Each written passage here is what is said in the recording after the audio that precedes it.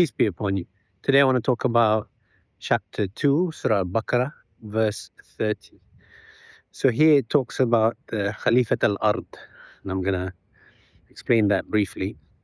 أعوذ بالله من الشيطان الرجيم. قال ربك للملائكة إني جائل في الأرض خليفة. So God is saying to the angels, I'm placing جائل, or putting, or appointing Khalifat al-Ard in the earth, right? So this is a cosmic conversation. God is talking to the angels. قال ربك للملائكة إني جائل في الأرض خليفة. The angels ask, are you going to place someone that's going to spread bloodshed and so on? And God says, I know what you do not know. The next verse talks about Adam. And God teaches Adam about the names of all the things. And naturally, one would be inclined to presume Khalifa here must then relate to Adam or something. But this is the only configuration in the entire Quran where it appears in this form. So it's a cosmic conversation before or during Earth's creation, where God is talking to the angels. I'm going to place this Khalifa on Earth. Now, it doesn't make sense that this Khalifa would then be Adam, because if you think logically, let's say I say I'm going to place an ambassador in France, or the reverse, I say there's an ambassador from France. Now, the ambassador to France suggests someone who has dominion over France and is setting that ambassador as the ruler of that place. And the reverse, or an ambassador coming from France, is just something that France had dominion over.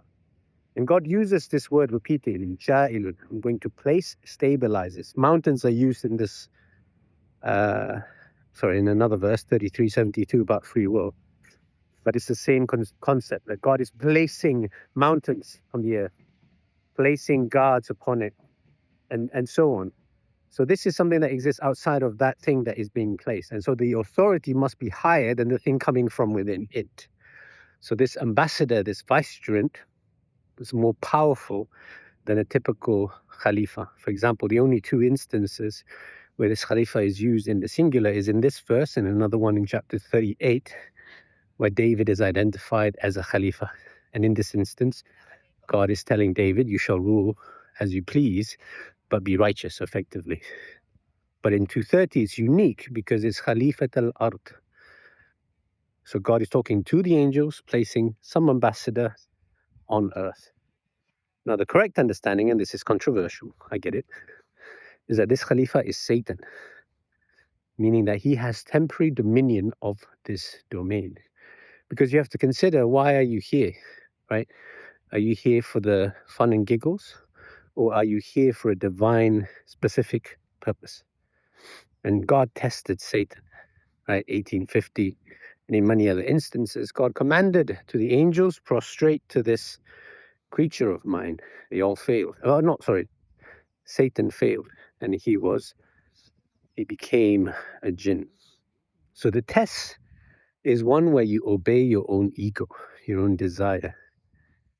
And so if you say you can be a god like God, it's like me saying to you, I can be a pilot, or I don't know, I can record a video and make it make sense in some way, then the only way to prove it is to give you the chance, right?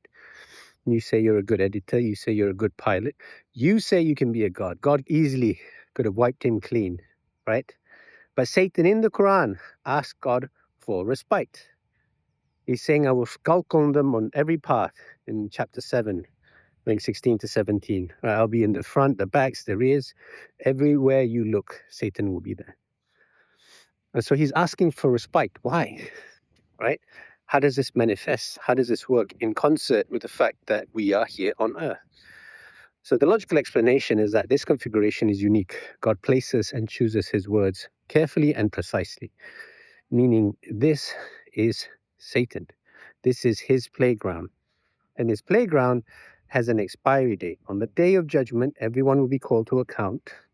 Even Satan says himself, I will mislead many of them, Bani Adam, children of Adam. That's us humans. except for a few of them. And God says, you will not have power over my servants, only those that choose you as their Lord and Master. God commands us in 25:43, أَرَأَيْتَ مَنِ اتَّخَذَ إِلَهَهُ هَوَاهُ أَفَأَنْتَ تَكُونُ عَلَيْهِ وَكِيلًا. Have you noted the one whose God is his ego?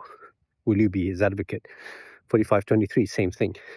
And so this ilah concept exists as a lowercase g. It exists in the Bible. It exists in the Torah as well.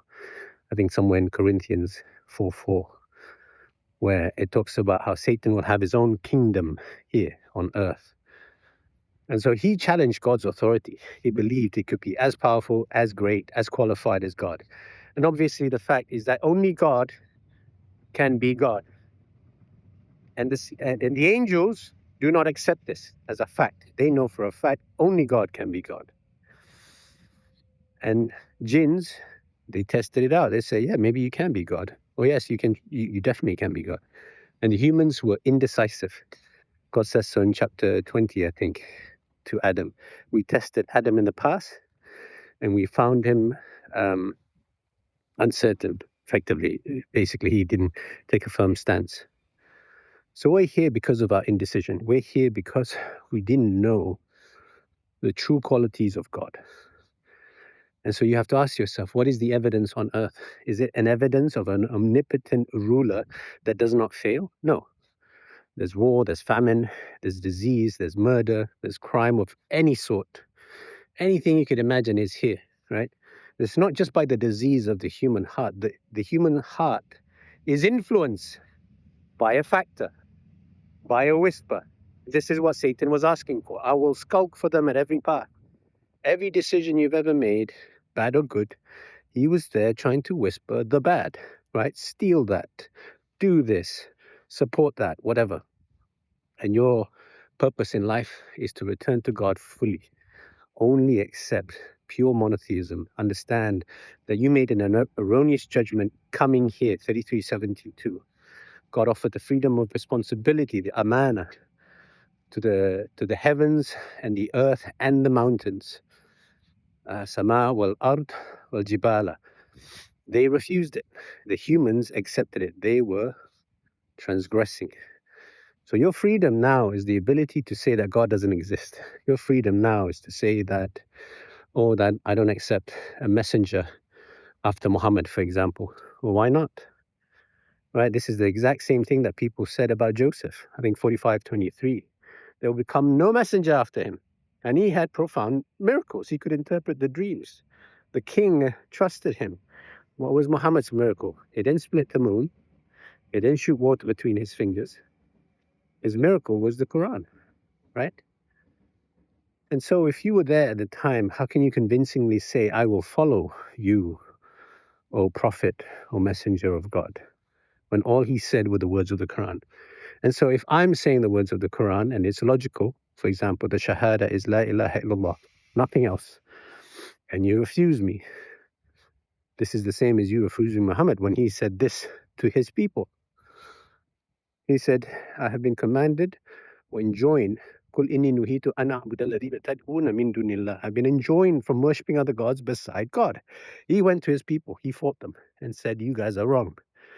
And you guys, if you don't accept the Shahada is La ilaha illallah and you have to add Muhammad in there, you're doing the same thing those mushriks did, fought him, and their destiny is hellfire. So the concept in 230, when you look at the context of the entire Quran, especially in understanding the feud in the high society in 38:69, I think, you start seeing that the reason we are here is to be witness to what happens when a temporary God, in brackets, lowercase, fails his test. You say you can fly a plane, and I see the plane, vibrating, all the alarms are going, and we're crashing straight into a mountain. Tells me you might be lying. That's the evidence of this life. Peace be upon you.